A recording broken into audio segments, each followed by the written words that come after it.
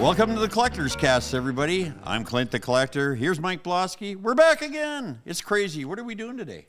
Well, bicycles. Oh, well, hence the little guys on the table here. Yes, we've got some little mini toy bicycles displayed. But yes, you're right. We are going to talk about bicycles today. We've got a fantastic guest lined up who knows a lot about bicycles. And you know what? I know a thing or two about bicycles myself. Because not a lot of people know this, and this is how, if you want to get to the root of how Clint the Collector became a collector and a lover of junk and things like that, you got to go back to my grandfather, my Grandpa George, and his bicycle shop. And so when I was a kid and we used to go visit there for the summer, Grandpa George would take us to the dump to look for bicycle parts. Wow. And, you know, old frames, whatever. Yeah. It was funny. I'd pull stuff out, and I'd go, look at this, Grandpa, I found a bike for it. Throw that away, that's junk. And then he'd find one, oh, this one's good. And I didn't know how he could tell the difference, you know. Took me, I didn't have the years under me yet. But, no, we used to go down to the dump, and we'd come back with more than we took in. We would salvage and scrounge more than we actually brought there to throw away. I know a few people like that, and they're collectors. and you, too, resemble that remark slightly, I think. You have been known to go digging a little bit. The thing about bicycles, Clint, is every person, I mean, you think about your childhood or whatever, everybody, you know, the excitement of getting a new bike. I think I've heard of people that can't ride a bike. They exist. Yeah, I never learned to ride a bike ever. What do you mean you never learned to ride a bike? Everyone remembers when they learned to ride a bike. Where did you grow up that you didn't have a bicycle? Yeah. It seems odd. And then, of course, in a lot of countries, it's the primary mode of transportation. We were very spoiled in North America here with our big gas-sucking cars and everything. But, in Asia, man, there's millions of people getting around. But let me tell you, go downtown Vancouver now. True. You know, there's bike lanes everywhere and people on bikes everywhere, even in the rain. Yes, yeah. And now, of course, we've got those e-bikes too, but they're not bicycles. That's cheating, isn't it? It's like, might as well call it motorcycles then. I like them. Well, yeah, because you don't want to pedal anymore. I get why you like them. I've done enough pedaling. But I'm saying we're specializing in bicycles today. Those are kind of... I would like to make a counterpoint to that, which is I grew up in North Vancouver, British Columbia. It is to the north of Vancouver, and it is up against very hilly, a couple of mountains. And you know what kids did not do a lot of there? Is bike riding? Yes, but you know what? They're probably going to do a lot more with an e-bike that will help you up the hill. Did you skateboard up there? There were a couple skate parks, but you mean longboarding? Yeah, I didn't. I didn't want road rash over my 90% of my body. But yeah, I just when the hills get that steep, I'd be a little frightened myself. Well, listen, the ladies in my life are avid, high-level equestrians. They do a lot of trail riding and cross country, and I actually tried keeping up with my mountain bike, but I just can't. So I am actually going to buy an e-bike so that I'll be able to stay closer. I'm going to save your reputation. He's not, he's a lot cooler than this, but he told me already the dirt bike scares the horses, right? That's why it has to be an e-bike. It has to be an e-bike. Otherwise, it would totally be a dirt bike. Yeah. A Husqvarna. Hey, some of those steep trails, you know, around here in British Columbia where we have a lot of mountains. We certainly do. You know, I'm not even sure Lance Armstrong could pedal up those. So I'm going to need a little help. Well, okay. Well, he would certainly need some help from chemicals. not the help that he had. To get up I'm talking e-bike help. So, yeah, bicycles are definitely close to me. My grandfather actually worked for Fred Dealey way back in the day, too, who was motorcycles and bicycles, I believe. Well, pal, even motorcycle crazy guys like us, you know, those first racing Indians and Harley Davidsons. Oh, they were basically motorized bicycles. A motorized bicycle. We had the old Indian replica here, which was basically a bicycle frame, with a little bit of horsepower thrown in it. Anyway, we're going to get a guy out here who knows more about bikes than us, and we'll be right back with Bill Hobbis in just a minute.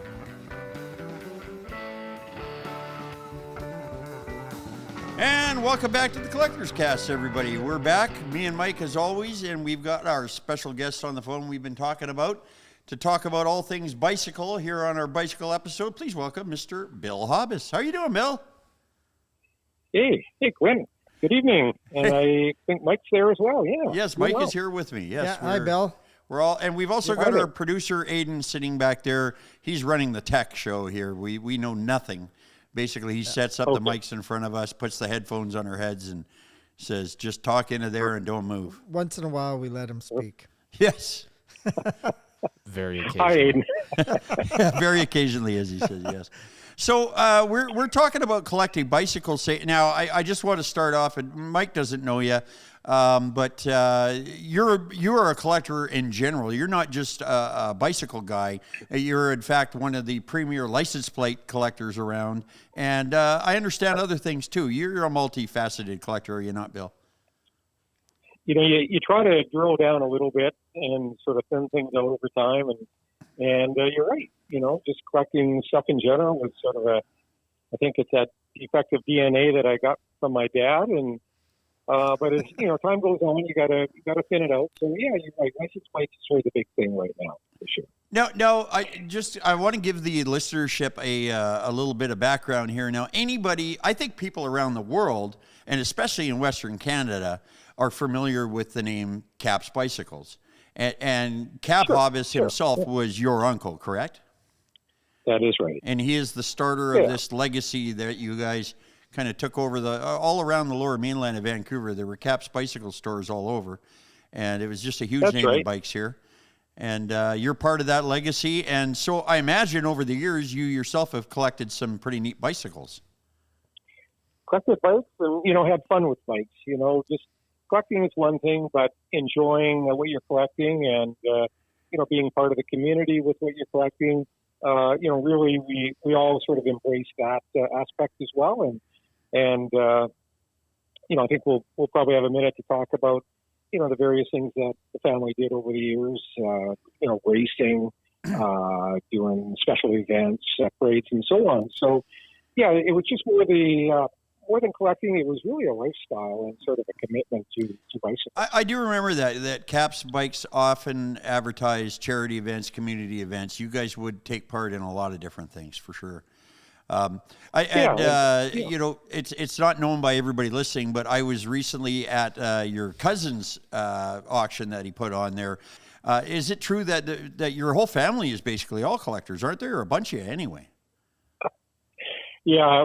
That DNA that I talked about, I think it sort of spread itself around the complete family. But yeah, Grant out in Langley, he had a auction event there a couple of weeks ago, and I think it was more just to sort of cull the inventory a little bit. I think he sold his building. And yeah, and moving, you know, you don't want to have to drag everything with you. If you can get rid of some and turn it into cash, it's always nice to be able to liquidate a little bit, for sure. You know, any of your listeners that are collectors, they know that at some point you got to cull and thin out. Oh, I think it was his. Absolutely. It was his turn to do that. We talk to collectors from all walks of life here, Bill, and we definitely hear that a lot. It's all a balance, you know. You eventually, let's face it, if we all had our way and we had endless money and endless space, we'd just keep going. None of us would sell anything, but, you know, eventually you got to make room in your wallet and your room. So, yeah. Well, and that's a nice thing, you know, with license plates. You know, you can have 100 license plates and, you know, you just have a small box in the cupboard and, you know, they're put away. So that is true. You know, part the passion of plates, but, you know, sort of the reality is that, you know, you're able to sort of store and have fun with them and not take up a lot of room. Bill, I wanted to ask you, as far as the bicycles go, what is your sort of favorite style of bike? Did you collect everything like race bikes, banana bikes? I'm just curious as to what was sort of your favorite of the bikes.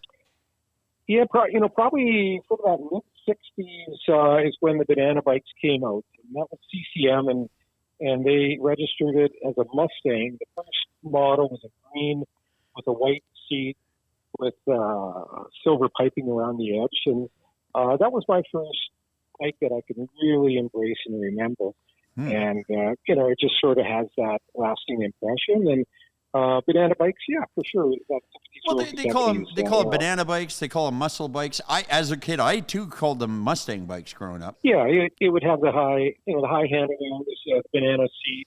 You know, some would have a tall sissy bar. You know, that was sort of the mod that you could sort of buy an aftermarket. We're looking at a little mini, a girl's version, but we're looking at a little mini toy version. I know what it'd be, about a 1/6 scale or something bicycle sitting on the table here. And it's a Mustang with the banana seat, with the high bars, with the sissy bar, just what you're talking about. Yeah. And always a cool chain guard too. It would have been like somewhere around 1970 or so when I was growing up on the farm in Saskatchewan.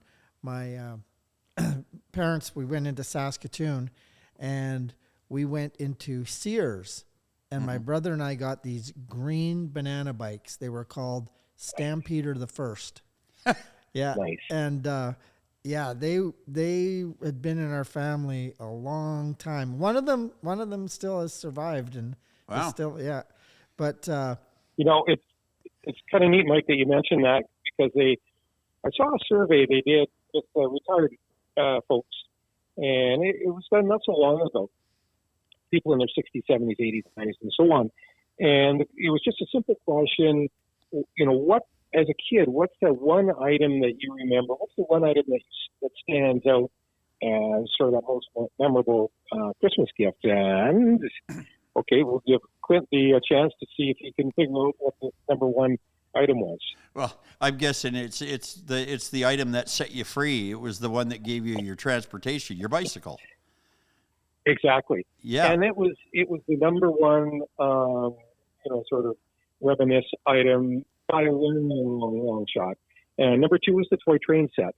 But as a side note, if you know any real serious train collectors, we haven't done a train episode, but we keep talking about it. So we're looking for a guy if you know one.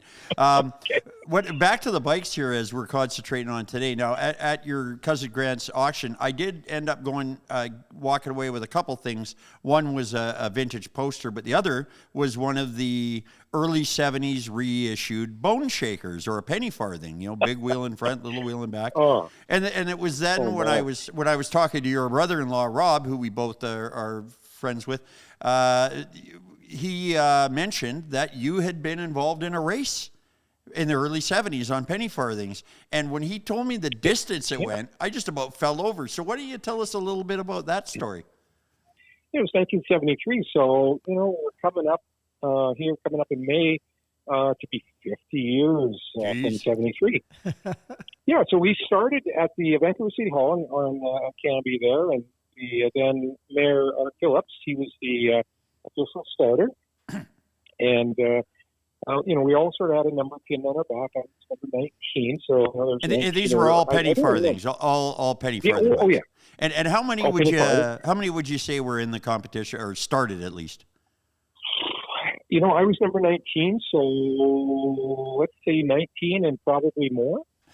Okay, so that in itself would be a sight, watching all those high-wheelers coming down the road at you. Oh, yeah. So then, from the City Hall, we just made our way over to Oak Street, and then straight south on Oak down to the Oak Street Bridge down to 71st. Mm-hmm. And there was a time person sort of doing the timing as you came in, and then everything was loaded on a truck, and we ended up on the ferry and then over to Swartz Bay, and then the race started again, and you were sort of staggered based on how you'd come in over at... So you rode down the Sydney Peninsula there into Victoria, BC. Oh, yeah.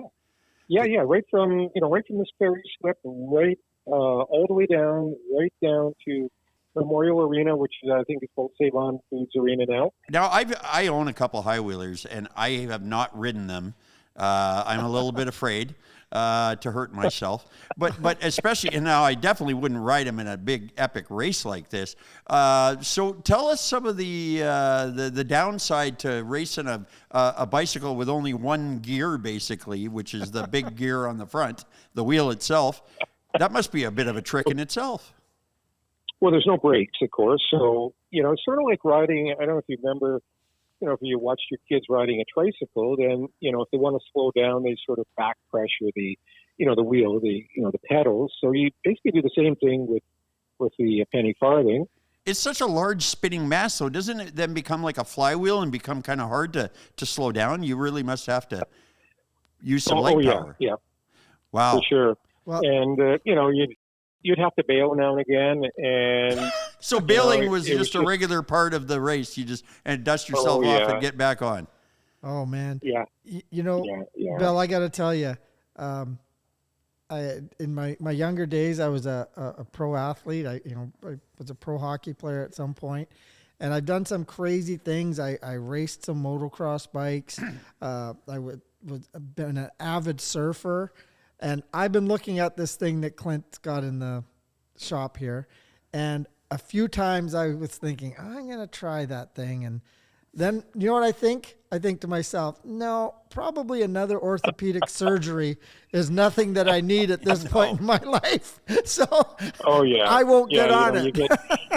But you're you get brutal as you go. But at your age today, would you still hop on one, Bill? I'm just, like I was saying, it's 50 years. I was 19 at the time. And, as it turned out, I won the race. And well, that's incredible. You won the thing. Cool. First prize was $800. And if you sort of ratchet back to see the value of $800 back. In 1973? Yeah, that was a lot of money. Labatt's was the sponsor. So, they had some dough to put towards it. It was a good promotion for them. No kidding. And as it turned out that fall, I took flying lessons. And $800 paid for my private pilot license, and that was the deal in '73. It paid for it all. Yeah, I'm not sure how expensive it is, but I know a guy that went through it, and I know it wasn't $800. I'll tell you that it was a lot more. But I think introductory it gets you the introductory course. Yeah, maybe. Yeah, that's right. Yeah, so you're a man of many talents. You won a penny farthing race all the way to Victoria, which sounds like half of it you're just trying to stay on the bike and stay alive while still trying to beat guys. That sounds about as harrowing as I can imagine. So you haven't got back on the thing though, because I will just say this. I've seen some original, like the old 1800s penny farthings, high wheelers, like Mike Wolf from American Pickers collects, and you wouldn't want to get on one. So these more modern reproductions are at least engineered to be a little bit stronger, a little tougher, drive a little straighter. Am I right on that? Oh yeah, and since the '70s, the family, collectively we've done various other events. There's events around Expo 86, so we would show up at various events there, closing ceremonies and so on. If I remember correctly, on Highway 86, do you remember what that was, Bill? They had a thing called Highway 86, and it was kind of like a ribbon of concrete that went across part of the expo grounds, and it was all gray, and there was all these different cars on it, going over the waves or the humps or whatever. Cars, trucks, planes, bikes, bicycles too, and they were all painted like that monotone gray and everything. And I believe there was at least a couple bicycles on the expo. Oh yeah, the family supplied that.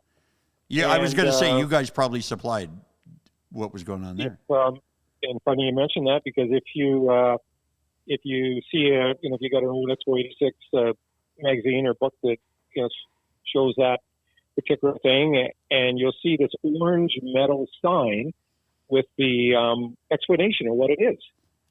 Of the Highway 86.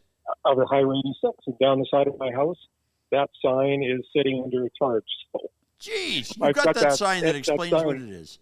Any chance, would it be a huge undertaking to lift the tarp and take a picture of it, or is it really buried? No, I'd be glad to. And if you could text me a pic, we'll get that up on the Collectors Cast Instagram page, and let everybody have a look at it, because I'd love to see that. I won't try to buy it off you like I do often when I hear about crazy things like this, but unless you want to sell probably tens of thousands or hundreds of thousands or millions of sets of eyes, look at that sign to find out what. I'm glad you said sets of eyes. I thought you were giving me the price there for a second. No, you're right. It was a huge attraction, and people from all around the world came to it. We're, of course, talking about the Vancouver's 1986 Exposition World Fair. And, again, Cab Spikes was there. So, hey. Go ahead. Go ahead. Well, I was just going to say, we're building this whole episode around bicycles. And I know you're a collector of a multitude of things, but I'm running low on time. So just to go back to the bikes a little bit here. Sure. I know it was your family business, but you must have a love for them inside. Do you still have bicycles around the house? Still have bikes around the house, and pictures and just little mementos that don't take up a lot of space, and it doesn't have to be a complete bike or a whole bunch of stuff. Just a few special treasures. Really sort of keep you engaged in that sort of that whole history of the family. Sure, your little personal connection still thing. I guess, Bill, too, that the way the world has gone, it must put a glow in your heart knowing that sort of the green movement and bicycles, and that you've been a big part of that. Well, it's you talk about green industries and environment and all that.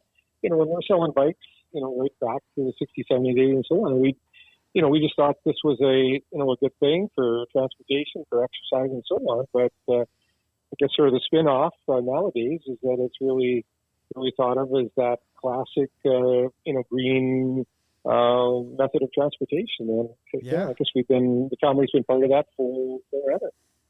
Cool. Yeah, well, awesome. You are definitely the guy to have on when we're doing an episode about collecting bicycles and all things bicycle related. You're definitely the guest we wanted. So we really appreciate you coming on. I wish we had more time to talk to you, but I'll see you around the campfire sometime when we hook up with Rob Fortis there, and we'll share some more stories, because I'm sure you got a million. I'll be glad to. Sure. And great talking with you, Mike. Hey, thanks a lot, Bill. It was great meeting you and great talking. Yeah, I so appreciate you taking time out of your day, and we'll talk to you real soon, Bill. Everybody, this is Bill Hobbis. We'll go for a commercial break, and we'll be right back. Thank you very much. And we're back. That was Bill Hobbis. He's a heck of a bicycle guy. Yeah. I still can't believe he did that penny farthing race from Vancouver to Victoria. But he did say he was 19. Yes, that is a big factor when it comes into doing that much physical activity. I just imagine riding one of those penny farthings down a big hill and it getting away on you. Like I said to him, is it like a flywheel? Like once it gets going? Yeah. Well, and you see little kids do that. He used the tricycle example when you watch a kid ride it. Yeah, you know what I see when kids go down a hill out of control? Yeah. They take their feet off the pedals because they're going too fast. And the thing is, you're sitting up so high on that thing, so when you wipe out, you wipe out. Oh, yeah. I didn't realize, I knew he'd been in that race, but I didn't realize he bailed throughout the day. Sometimes you bail and then you get back on. And geez, how many scuffs and scrapes did you have by the time the $800? Hey, in 1973, that was a lot of money. That's a lot of money. I remember in 1978, we paid, I think, $200 or $250 a month for a house in Prince George to rent. Wow. It wasn't much of a house, mind you, but it was a house nonetheless. Anyway, Bill's very interesting for sure. And like I said before and alluded to, a multifaceted collector, license plates and much, much more. A very interesting guy to get to know. Super nice guy. But before we go, because I think we've kind of beat bicycles to death a little bit here for a while, we usually do a trivia question. Now, I didn't have one with me, but it turns out our producer, Aiden, who we rarely hear from, but we're going to allow him power the microphone. There, he's on. Aiden, you've got a trivia question, somehow bicycle related, do you? Yes. Gentlemen, do you know who invented the bicycle and what its original name was? There are two acceptable answers for the original name. I actually... Can I crack at this? Go. Velocipede. Is that a thing? Not according to what I have here. I will say that there is a bit of a fraught. It depends what you call a bicycle. Okay. There was the thing that you used to push with your feet, and it was like a bicycle. It had two wheels, but there was no pedal mechanism. That's what I'm thinking and you just glide along on your feet. Mm-hmm. And I guess, if it were... I know French, it's bicyclette, no? It was invented in 1813 by Carl von Drees. And in 1817 by Carl von Drees. And he called it a dandy horse or a hobby horse. A dandy horse. I have heard that before. Yes. Yeah. Fun fact. I did not know that. And he also called it a hobby horse too? Yeah. Which is a whole different thing. Well, they were actually, if you want to look at a whole different two-wheeled horse inventions, they were quickly banned from the streets of London for being a danger to pedestrians. Or Really? the sidewalks of London, just like e-scooters. Safety first. Wow. Yeah, I don't know. I guess the original invention of the bone shaker with the big wheel is like to get a ratio, right? So you can actually cover some ground. They didn't know about gearing and stuff so much then. It was just one big wheel, one little wheel. And a chain and a sprocket. Amazing what a chain and a sprocket did. I don't know if you remember well, we got to go to a listener question, but I just want to mention quick. Peter Griffin on Family Guy, when he did that little news segment called What Grinds My Gears. Do you remember that? You know what grinds my gears, people? He says, like, people from the 1800s. Come on, folks, it's called an automobile. And something about, can't you make your bicycles with the wheels the same size now? It's been a long time. Or anyway, but I digress. Let's get a listener question going. Michael, I believe you have the question in your phone. Yes. The magic phone of questions. Magic phone. Who from where is asking we what? have a repeat questioner. A repeat questioner. A questioner is somebody who asks questions. They're a questioner. Jeffrey from North Vancouver. What is the worst spill you've ever taken off of a bike? Oh, well, Jeffrey. You go ahead. You go ahead. Oh, man. All right. We rode our bicycles to Greenwater Lake in Saskatchewan. Mm-hmm. It was about 16 miles from our farm. And then there was the only one hill in Saskatchewan. Oh, I know that one. It's been on the news. Coming down the hill, we're about halfway home, full speed, and I just got terrible roads in Saskatchewan. Yep. And I got off the pavement a little bit into the gravel and into the ditch, and I clobber a rock. Oh. And I just, right over the handlebars, bent the forks right back. How was the personal? Oh man, scraped up my everything. My face looked like I chased a fart through a can of nails. Okay. I was so and on that note, up. that is the most descriptive, cool thing I think I've heard. Yeah, that was the worst. I'm gonna top you. Well, I'm gonna set aside the 2 times my front wheel came off while doing a wheelie. And that usually brings you down hard. But no, I was on my bicycle in 1978 in Prince George, and I was doubling a kid on the back. A buddy of mine, we went to the store, and we got licorice, and we're riding back home, and I'm doubling this kid on the back. He's standing on the rear frame by the pegs there, and I'm doubling him, and I got a piece of licorice whip hanging out of my hand between the handle grip and it's kind of string like a streamer. It's hanging out, and I'm pedaling along, and this kid, Jason Goodwin, who I was in elementary school with, rides up and says, "Hey, Wilson, give me a piece of your licorice." I'm like, "Take off, get your own." And he reaches over as we're riding, and he grabs it, and he yanks it. So, of course, it just pulled my handlebars right sideways with this kid on the back, and all the weight, we just went forward. And that kid on top of me, and I went chin first into the pavement. And I basically sanded my chin down for about 10 feet down the alleyway. And I looked like I had a goatee for the next week or so, made out of a scab.